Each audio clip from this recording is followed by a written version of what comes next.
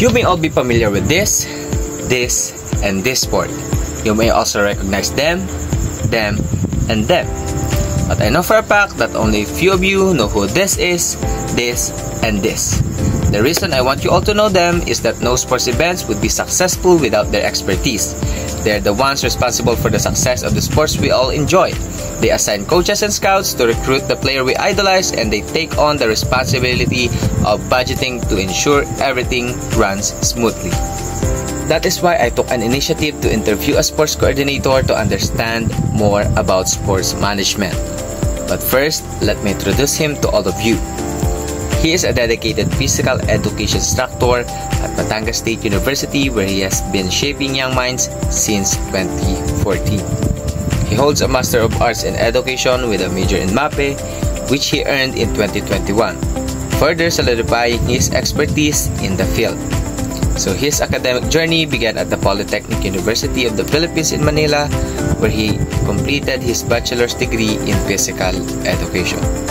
So as a licensed professional teacher, he has demonstrated exceptional commitment to both education and student development. Currently, he serves as the head of the Office of Sports Development Program at Bat State U Pablo Bourbon Campus, a role he assumed in 2024. Prior to this, he dedicated nearly a decade as this coordinator for the Office of Sports, Culture, and the Arts at Bat State U Rosario Campus from 2015 to 2024. His leadership in this position has significantly contributed to the growth of sports and cultural initiatives within the university.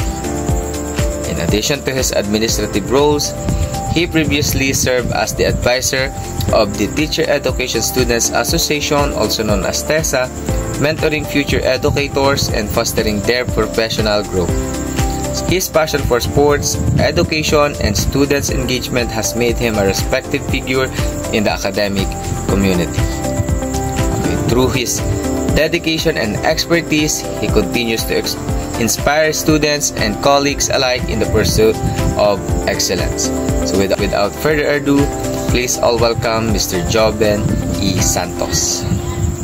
Good afternoon, sir. Good afternoon po. Good afternoon. Good afternoon po sa aso. I'm Mauricio Atienza Jr. po. I'm with Serenzo po. I'm a Master of Arts in Education, major in Physical Education students din po. And we are tasked to review as sports coordinator like po para po sa aming midterm exam. And konting intro lang po. Yun po kasing mga audience natin is mga iidolo nila, yun lang po yung nakikita nila. Sports, yun po yung kanilang ini-enjoy. Pero hindi po nila nakikita is yung management behind that po. Yes, po, sir. Which is nakakapagod kaysa sa mga athletes themselves. Yes po. Ano po. So, kaya po siguro na i-ano din po sa amin itong task na ito. As a sports coordinator and sports leader, counting history lang po. How did you get into the field of sports management? So, was it something you always want to do? Or nakuha nyo lang siya, sir, kasi wala pong gustong mag-take kasi nga po ang mahirap nga po yung trabaho? Actually, noong back 2014, ako po ay plain PE instructor lang. Tayo ay sunod lang sa mga coordinators, sa head. Ayan. And then, by the following year, nung aming head po nun ay umalis ng school, kami po ay tatlo na PE instructor pong naiwan. That time, ako nung general meeting. So, yung general meeting ngayon in preparation for a new academic year. So, yung aming executive director at that time, nag-distribute na ng different offices. Alam niyo po, hindi ko maintindihan pero nasa Marikina ako noon. Since contractual, wala tayong pasok ng mga panahon yun. At tayo naman taga Marikina. Tinawagan po tayo ng ating executive director at ino-offer nga po yung position. At first, talagang hesitant kasi wala pa akong knowledge at experience na mag-handle ng isang office. At yung tiwala na ibinigay po sa atin ng ating executive director ngayon ay nandoon. Kaya tinake po natin yung challenge. Now, sagot ko po doon ay talagang hindi ko siya siya ginusto. Pero dahil para po sa aming campus. Yun nga po, sabi na po, once a teacher, always a learner po. Always a learner. So, sir, lagi naman po ang tanong po natin is yung challenges during yung ngayon po. Ano po? Yes. So, iibahin ko lang po na konti. So, ano po yung challenges na na-face mo during your first years po of being a sports coordinator? Naku, talagang sasabog ang ulo ko kung syempre nandun yung pressure na ano bang kaya nitong gawin? Paano ba ito mag-handle ng situation? So, unang-una, ang challenges na ko dyan ay kung paano gumawa ng letter. Sa letter po. Oo, ang ginawa ko, naghanap ako ng mga letters. Letters ng director, letters ng mga nakaupo po sa aming mga bossing po namin doon. And I read all of those communication letters. Doon ko po na-analyze, na-aral yung proper formatting. Pangalawa, yun nga, decision making. Medyo syempre being a first time, medyo hilaw yung mga desisyon, no? So yun yung mga una-una kong mga experiences when it comes to sports management. May mga bagay pala na dapat natin i-consider, not only na eto yung laro, eto yung dapat natin sundin. Marami pala. So those are some challenges I faced during my first year of being a coordinator. Yung pong challenges na inyong na-share is something to relate with kung sa akin. Kasi I'm youth leader din po. Yun, as SK Secretary po, which is napakahirap na po talaga. Tsaka wala namang baguhang perfect na God, di ba? Through experience. Okay, so with that challenges po, na-experience nyo with all the experience and learnings na natutunan nyo during your first year. So has your job po become easier over time? Or is it getting harder po to do? There are times that my job kumbaga become easier. It is because yung mga hindi mo nagawa o na perfect mo last time, nape-perfect mo ngayon or nagagawa mo na siya ng tama over time. Ngayon, medyo a little bit getting harder. It is because once you furnish, once you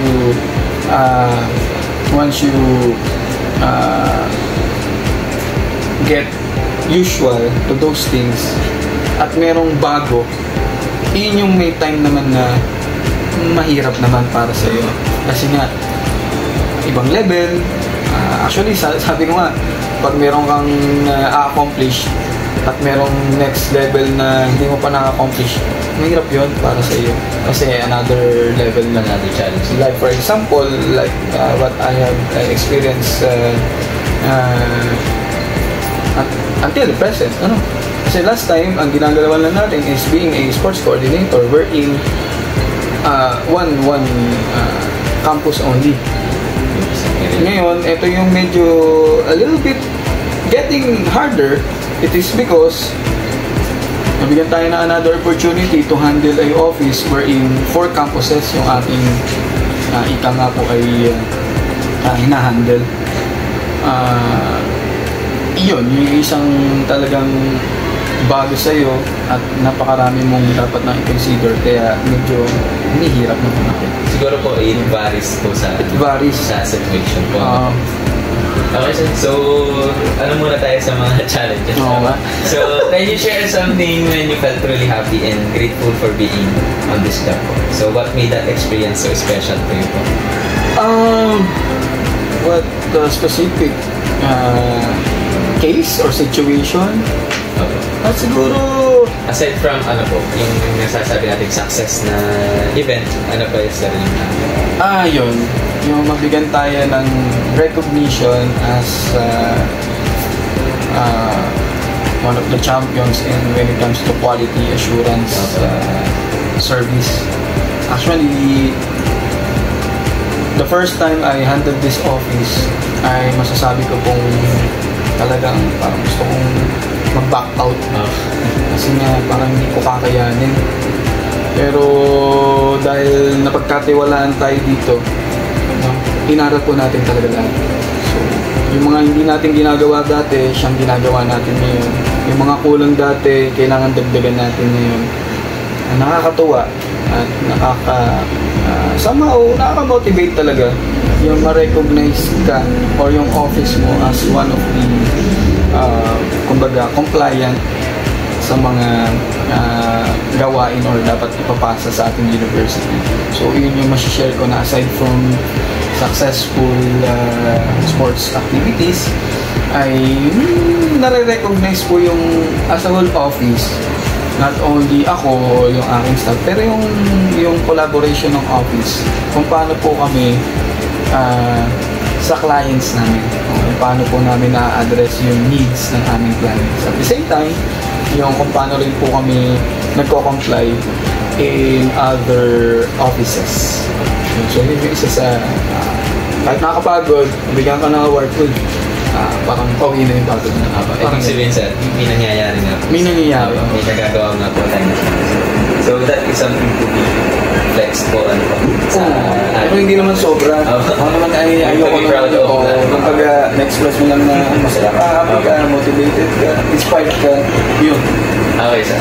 So sa ano naman sir tayo? Sa budget. Okay, sige. So can you share an experience po where you had to manage an event with a very small budget po? So how did you make it work po? So can you give some cost-effective strategies po para recommend? Kasi sir, alam po natin sa sports, bawal po yung cheap, bawal yung mumurahin. Kasi po nakasalalay po yung safety ng ating players, ng ating staff. Ano po? Actually, experience ko siya way back 2022, 2023. So yung mga years po na yun, talagang very challenging sa amin when it comes to requesting of budget allocation to hold our annual local income awards. Kasi walang budget daw. Hindi ko alam kung bakit. Pero nasa batas, yan po ay in every students, meron niyang athletic fee. So, kung ilan dapat yung students namin, yun yung aming budget. Pero, I don't know. Siguro, hindi ko na para ungkatin pa, no? So, dumating sa punto, sir, na we have zero budget. So, number one, paano ko ngayon i-hold yung incomes ko nang walang budget? Tayo po ay lumapit sa mga organization. Lalo-lalo na since yung atin naman kung purpose ng activity natin is for our students. So lumapit po tayo dun sa number one organization na kinikater po talaga students. So doon nabigyan po tayo ng hindi man sobrang kalakihan pero sobrang nakakatuwa dahil nabigyan kami ng budget para lang makapag-operate kami dun sa incomes namin. So, with that budget po, talagang kami ay nag-strategize kung ano lang po talaga yung dapat namin pagkakagastos sa amin. With that, masasabi kong blessed kami at the same time proud kasi with that small amount we are able to hold or fund up our local income units. So isang bagay na dapat po natin gawin is tayong tumigil na maghanap ng ways kung paano natin makakonduct yung ating po kasi hindi po pwedeng pag walang budget hindi natin pwedeng i-conduct kasi tayo po yung mababalikan dyan ng ating clientele. Next, ginawa po natin kung wala po talaga na budget or not enough po yung budget, ako po as head, ako na po yung nag-referee sa mga kaya ko pong nag-referee ng mga event. Doon, sa isang bagay po na yun, nag-limit po or na-lesson po yung sanang pagkakagagastos. And another thing, Dahil nga tayo rin ang buhay at that time ay meron pa po tayong majors. So sabi ko kayo ay mga future BPED teachers, diba? Or part na nasa field na rin naman kayo. Why not na gawin natin talagang training ground itong ating local intramural? So, aking po mga majors ay dinesignate ko in different events na siyang nag-act po talaga as officials, officiating officials. So, nakita po natin doon na pwede pa rin talagang tumakbo yung use the resources. Available resources. So, natin nga po na hindi lang po natulungan yung event, natulungan din po natin yung bata na may experience mismo in-field na po. In-field na po. Kaya naging ano na namin yun, naging kumbaga tradition na pagdating sa incomes, isa lang talagang event ang hindi ko pinapakaw sa amin. Yun nga sir yung something na nakakaselos kasi hindi po namin siya naranasan. Hindi po sir kasi yung pandemic nga po, dapat nga po magkakaroon ng intrams, which is dapat po kami na po yung magse-serve as referees, table officials. Kaso po, March po na nun. Kaya yun po. So sir, hindi ko na po itatanong diba? So yung isa sa hindi yan. Ito pang 7. Parang kasi pinagsama ko na din season 7. So, I'm really excited, sir, about the University Wellness Program po. Yes. So, where faculty and students can stay fit together. So, how did you come up with this idea? Alright, since one of the challenges that we face right now is proper budgeting, proper utilization of budget. So, kaya po kasi nung merong isang sa sacrifice. So, I came up with an idea na why not ating i-promote pa rin si wellness na kung saan number one, we have resources naman kung at the same time we have available athletes. So why not na magpa-wellness program ako na kung saan marami rin naman magpa-participate na no need na yung officials. Diba? So at that point, hindi ako nag-request ng budget pero marami mag-benefit ng program. So yun po yung inisip ko na ano ba ako as a head, ano ba mapopromote yung wellness ng kita nga hindi naman kailangan sobrang budget. So I came up with this idea para at least maging active po yung ating university community. And nakasave pa ako ng small amount na pwede kong ilagay sa other wellness program na nagre-require po talaga ng budget. So, is this something set to improve the yung health ng bakod? At saka po na mga athletes na din po? Or is, kumbaga po ay parang naging way na din po yung survival na para yung mga aspiring varsity players ay mas counted sa Yes po. Kasi nga po, ang we're currently facing right now the availability of our gym and bubble court. Now, ang isang nagiging problema ay meron gustong maglaro ng mga non-athletes. Hindi makapaglaro kasi kailangan mag-train ng mga athletes. So why not na, ito naman, ang problem naman itong mga athletes natin, hindi kami mabuo. Kasi yung iba hindi nakapag-training, may klase, may sarili-sariling reason. So why not na magsalahin natin itong itong mga non-athletes na gustong maglaro, at the same time, the faculty members, the employees na gusto rin maglaro, to come up with a fun and enjoyable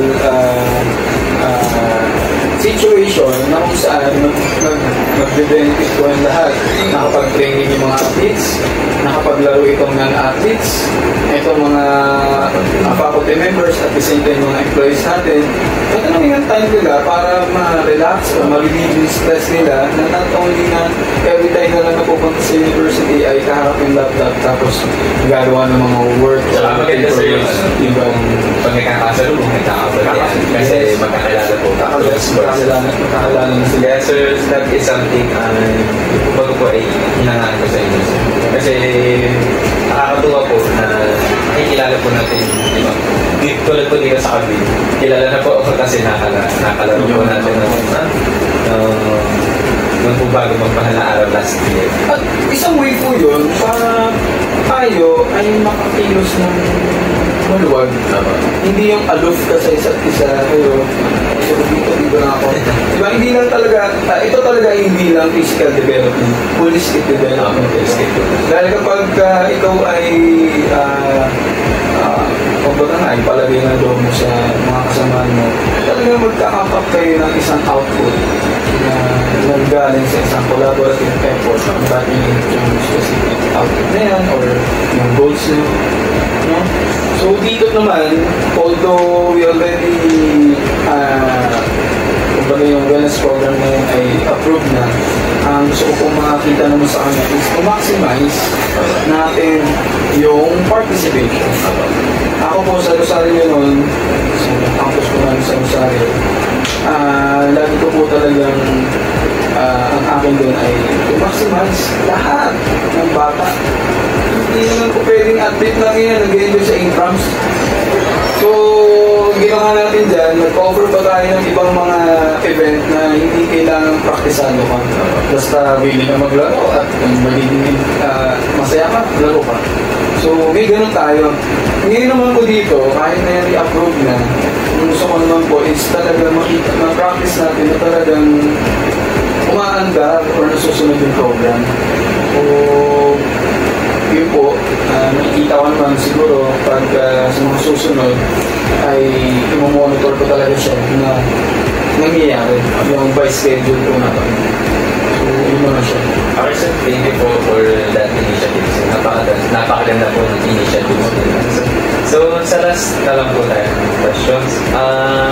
Pero, upon browsing po the internet, like TikTok and social media applications, I'm seeing student athletes na unti-unti na daw pong nawawala yung kanilang grind kasi hindi naman, parang malabo na daw po sila dumating dun po sa pro level. Sa advice po tayo, may advice po ba na yung mga student athlete na hindi makakaabot sa pro na maging sports leader po? Of course, pwede. Ako kasi, nangarap din ako na maabot po yung tinatawag na training pool. During my times, kung yung national team. Sino ba naman hindi magiging masaya o proud na i-represent mo yung iyong country, di ba? Kaya lang, maraming mga struggles, maraming challenges, kaya hindi na natin naabot yun. So, ano po yung ginagawa ko ngayon? So, unti-unti, sinabing nagagawa ko na agad. Little by little po, ginagawa ko natin yung mga bagay na kung saan paano tayo makakatulong doon sa aspiring athletes. Kasi ako, kung hindi ko narating yun, why not gumawa ako ng mga programs na mag-benefit yung mga bata kung hindi ko na abot, pero makita kong sila yung makakaabot yung aking pinapangarap natin. Paano na rin abot yun? Diba? So, ngayon ay ating inaaral, ating pong pinagtutunan ng pansin yung mga bagay na kailangan nila para maabot po yung bagay na yun. Ngayon, kung sakaling isa rin sila na magiging kagaya ko na hindi inabot, may chance pa rin. Yan ay ito po, nagiging SK official kung saan isa rin po. Number one, hindi na nawawala ng sports sa program talaga dito. Yan, mga paliga. So, in that way, pwede tayo talaga makadevelop ng mga potential athletes natin. At the same time, mas napapalakas pa natin yung locality. Sabihin, through different sports programs, competition, or grassroots program, maaaring by the time na yan ay talagang nabigyan ng pansin, merong isang tubong Batangas, Batangas City, o kung saan man kayo, na magre-represent ang country natin sa international stage. Kaya sa akin, kung tayo titigil na gumawa ng mga paraan, sa kahit yan ay small and parang things, maaaring yan tumagot into a very significant program para sa ating future generation. Kasi kung meron naman sir nakabot na national level with our program, dito parang din natin tayo sa naharap. Yes po, at kung mapapansin nyo, majority of the sabi natin mga kilalang personalidad sa sports ngayon came from different provinces. So why not na palakasin natin yung ating kumbaga sariling probinsya para instead na sila ipupunta pa doon sa Manila ay natin masisya talagang pag may mga magagandang school na kukuha sa kanila. So ang gawin po natin, why not na even we came from province through strong eagerness na mapantayan natin yung mga nasa NCR. Kaya din naman po natin. Basta, yun nga, siyempre number one ay kung yung isip talaga natin ay makapag-develop ng magandang programa, ay dito natin dali. Gawin natin dali sa iba.